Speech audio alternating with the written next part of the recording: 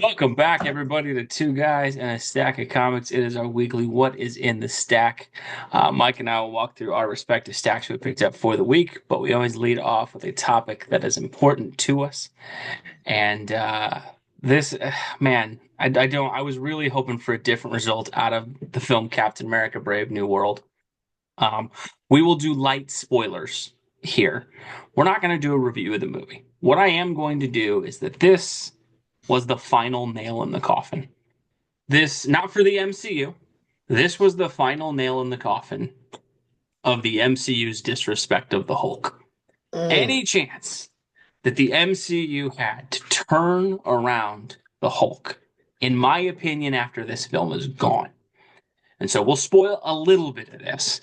But to kind of paint a picture of what this movie is, imagine if DC Comics put together a film that had Lex Luthor trying to build an army of Kryptonian soldiers.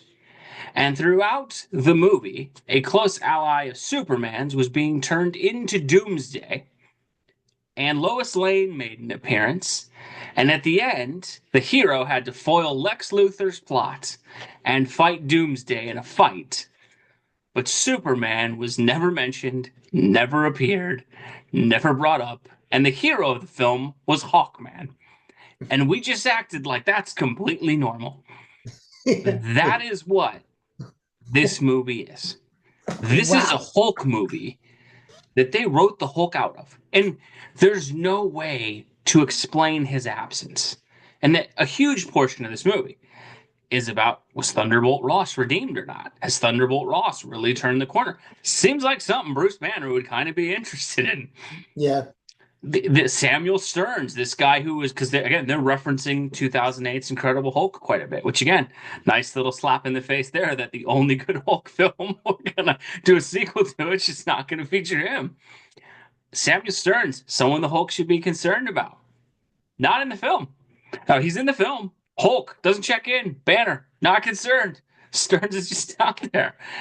And so the craziest thing about this is you have two of Hulk's greatest nemesises in terms of Thunderbolt Ross and the leader, and ostensibly the Red Hulk because of Thunderbolt Ross. And so you have now robbed the Hulk of probably his main villain in the leader. It's either him or the Abomination. His most recent major antagonist, the Red Hulk, in addition to the antagonist from the first issue of Thunderbolt Ross. Hmm. And they've had character arcs for all of them. All of them appeared, and the Hulk never checked in. And so then the other part that's lost of this too, you can't respect these villains. Falcon took down the leader. Falcon took down the Red Hulk. Again, that's the other huge part of this is the reason Red Hulk kind of works as an antagonist is it takes the freaking Hulk to take him down. It's again, it's kind of like if you had Doomsday show up in a movie and Robin took him down. Okay, when Doomsday faces off with Superman later, it's a bit like, well, shouldn't Superman be able to win this pretty easily? Yeah. And I can't figure, Mike, I can't figure, I don't know what, I mean, part of it, I think, is the Universal Studios input where they own some of the distribution rights with the Hulk. But when you just look at what they've done with this character, and I mean, I'm talking small things that almost seem petty. Like, and I don't want to recap all of the MCU, but if we just go, let's ignore Incredible Hulk. Let's ignore Avengers because he actually got some cool moments there. Even Age of Ultron, well, I didn't like the little faux Beauty and the Beast bullcrap story with him and Black Widow.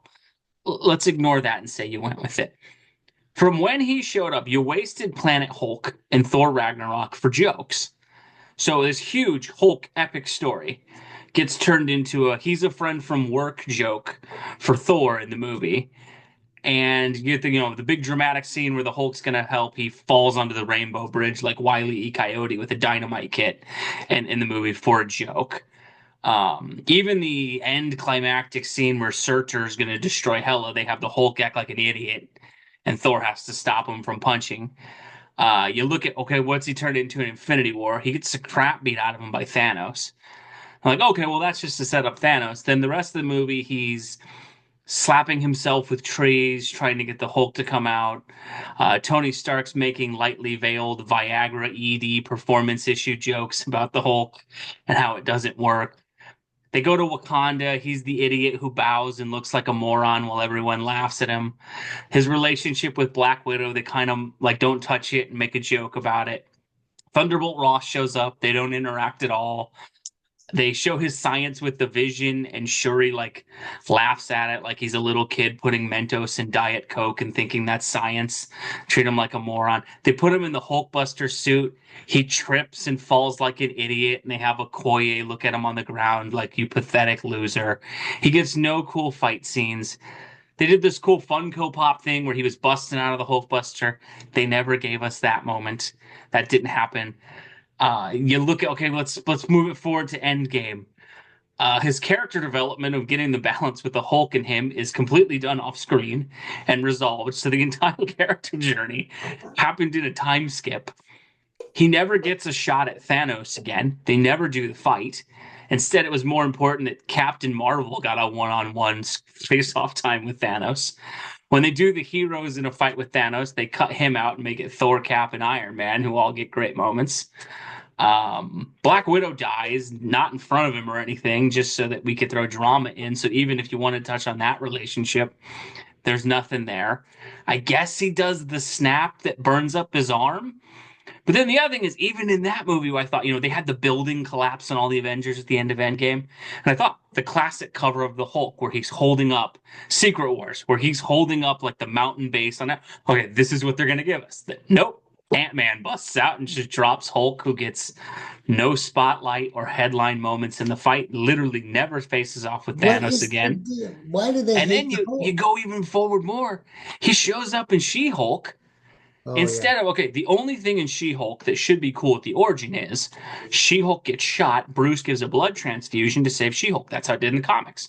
yeah, Couldn't do that. Instead, it's a car wreck that largely is caused by a ship looking for Bruce, who somehow gets knocked out and bleeding, even though that probably should turn him into the Hulk. And yeah. instead, she has to drag him from the car to save his life. So she gets the powers that way. And then he tries to train her, and she fights and defeats him, shows she has better balance, and then lectures him about how, even though he was the product of an abusive father who was hunted for years, watched the love of his life be torn out of his life, ran around as a fugitive, has been shot, almost committed suicide, in addition to all the other whole things of people calling him a monster, he gets lectured because She-Hulk's been catcalled and her career advancement path hasn't been what she thought it would be.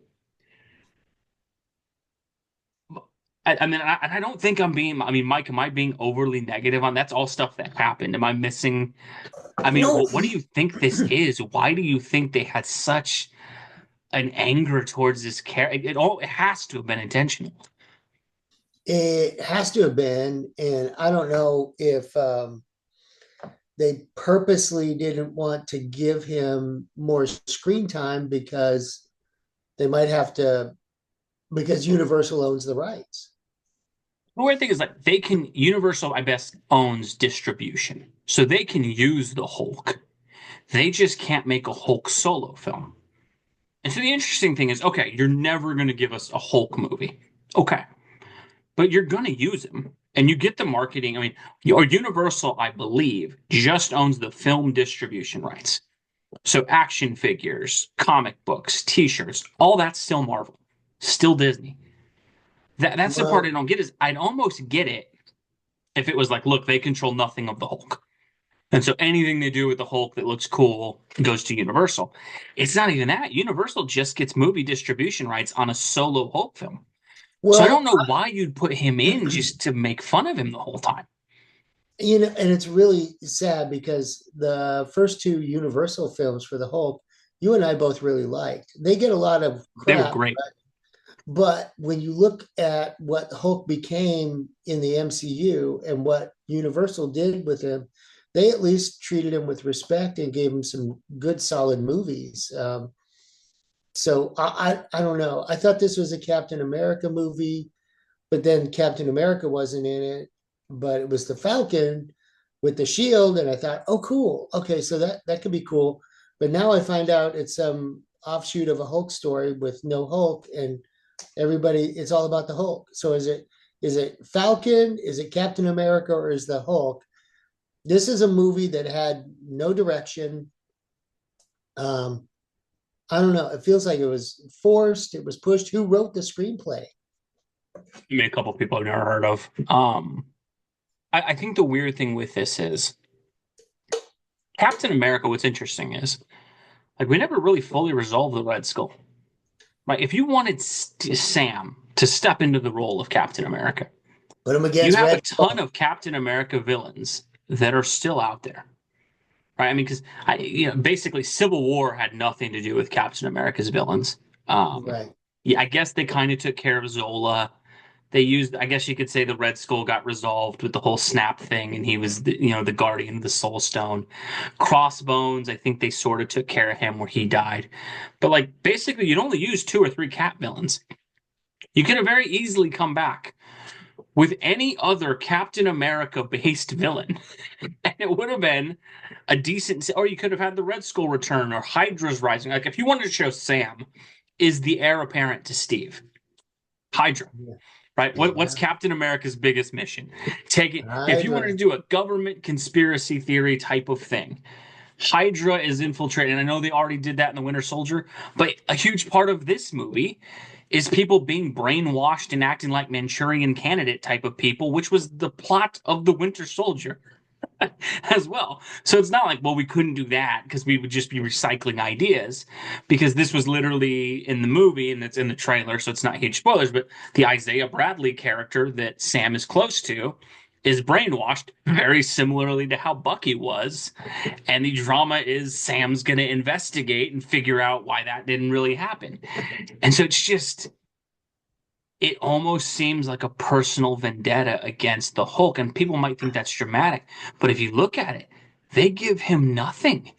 Like even Endgame, I've forgotten Endgame. They go to him to try to do the time travel thing, and it turns into a joke, and Tony salts it over doing the dishes and they treat it like he's a moron. I mean, and I forgot the whole dabbing in the stupid restaurant and looking like a moron the whole time. I mean, they have him go back. The other part, They I totally they forgot in Endgame, he goes back and visits 2012 and he yeah. sees the cool moments of the Hulk and he's like embarrassed and like, oh, that's all. I mean, They used him for comic relief. Like it's a joke character. it's just, and what sucks about it is, I mean, you want to talk about a character that has a great legacy. This is Jack. This is Stan. Yeah. This is one of the originals. Like Yeah. this is one of the most layered characters in comic books. And they just and I think the bigger thing that why I say this is the final nail in the coffin. I don't know where they go with the character. Let's say they wanted to fix the Hulk at any point. You used Planet Hulk, so the best modern saga of the Hulk you used already to make him a joke character in Thor Ragnarok. Red Hulk, that's another modern story that was a mystery, kind of who is the Red Hulk and all that, and that lasted. That's gone. The leader, you already had him get defeated by Falcon, so it's really hard to ever turn that into a major sort of thing. World War Hulk, where he wants revenge, well, that only worked because he was exiled into space by Hmm. the Illuminati heroes, and a bomb went off and killed his family. Okay, well, he didn't really have a family and he wasn't exiled, so there'd be no reason to do a World War Hulk thing. You got rid of the Abomination already. You used him in a movie, and then you used him as a joke in She-Hulk. And I believe at the end of She-Hulk, he was depowered. So the Abomination's gone. You got rid of the romance with Betty. So there's nothing that you can really touch on that. They've exhausted. I mean, and granted, there's other Hulk stories you could tell, sure. But the major, main cinematic things that you'd look at and say, that's the Hulk, you can't do. Like he's already found balance. I mean, like you can't do Rick Jones because you didn't have Rick Jones get saved by him. And the whole thing with Rick Jones is he saves him from the gamma bomb, and that's why Yeah. that can't really do that because he was never mentioned, featured, or shown. Like it's They've incredible to me that the the '70s TV show that named him the wrong name yeah. And seems to more. have understood the Hulk more than the MCU. Yeah. Yeah. David Banner. Yeah, David Banner. Yeah, I Yeah. just Bill man, I don't know Bixby if is anybody David below Banner. can point out where you think we're being too negative, where you see some We need brilliance some in help what they there. did. We need some help, guys. Like, But do comment about it. And I know we have a lot of Hulk fans here, and I'm just sorry this movie didn't. First of all, it was called Captain America. Captain America with almost no Captain America connections. Yeah, and so I don't know. Tell us what you think. How are you really feeling, Hulk fans? Because it's almost like it's almost like they've out continuity themselves, kind of like they do in comics, to where the MCU kind of needs to do a retcon. No, and this it's and the what's snap so didn't really weird with do the it. MCU is through the first 10 years of the MCU, while there's things you could look at that are inconsistencies, it was kind of like, oh wow, they're doing what the comics don't and keeping everything kind of consistent. Yeah, Like everything sort of fits. Now, once they did the Captain Marvel movie, which I don't hate as much as everybody else does, that was where they started making the first huge mistakes of like, wait, in the 90s, Fury knew about aliens and had this super powered yeah, individual, and yet he never called her in 2012. Like that was the yeah, first time it started getting like, you guys are introducing some really stupid things here. yeah. Um, but And then they gave us man, Ant-Man 3. it's And and again, I will say I don't think that this movie, not to what do did a you review think? on it, What did you think of the Guardians of the Galaxy 3? I thought it was fine. I think of Yeah, the phase. I mean, earlier on in the MCU, it would have been disappointing compared to what we've given us since Endgame. That's a masterpiece. yeah. Although, I mean that movie ruined Adam Warlock too. Um, I just and I'll say this for Captain America: Brave New World. It's gonna get hate. People aren't gonna like it. It was one of the most inoffensive movies I've ever seen in terms of it is the definition of a B movie. It's a perfect movie for when 5 years from now when they start putting this on TV like FX or TNT. If it's Sunday and it's not football season, there's nothing on. I'll toss it on while I'm cleaning the garage, check Yeah, in every once in a while to watch Red Hulk. I mean, Harrison Ford's great in the movie, which is the most surprising thing. And that Harrison Ford's kind of, in the last couple of years, been a guy who routinely mails it in for the yeah. paycheck. He didn't in this movie. He actually, I think that's the saddest thing is had this been a Hulk movie with Harrison Ford as Thunderbolt That would have Ross, been cool. Harrison Ford delivered in this movie. I mean, that's the one. Anthony Mackie was good. I mean, it was fine, but Harrison Ford like went above and beyond to make Thunderbolt Ross like a good character. The CGI for the Red Hulk looked great. I mean, and that was the part of just I couldn't shake it in the theaters. I'm like, this should be one of the best Hulk movies ever, and they wrote him out of the story. It crazy. Let us know what you guys think below. If you've seen the movie, what do you think? And again, this is mainly not about the film. It is mainly just about what the heck do you think it is with the MCU just seemingly hating Bruce Banner at every turn. Um, Every turn. what we'll do to kind of close out, as always, we'll go through our stacks. Mike, I think they finally got yours on time, sir. So you got your stack. What I was in the do. stack for you this week? I have a short stack. Um, I've got the girl called Cthulhu, Okay. number 4 from Hard Case Crime, Titan Comics. Thank you, Titan. That's doing good. I'm still behind on Black Lightning. I'm reading Black Lightning 3, but Black Lightning 4 came out.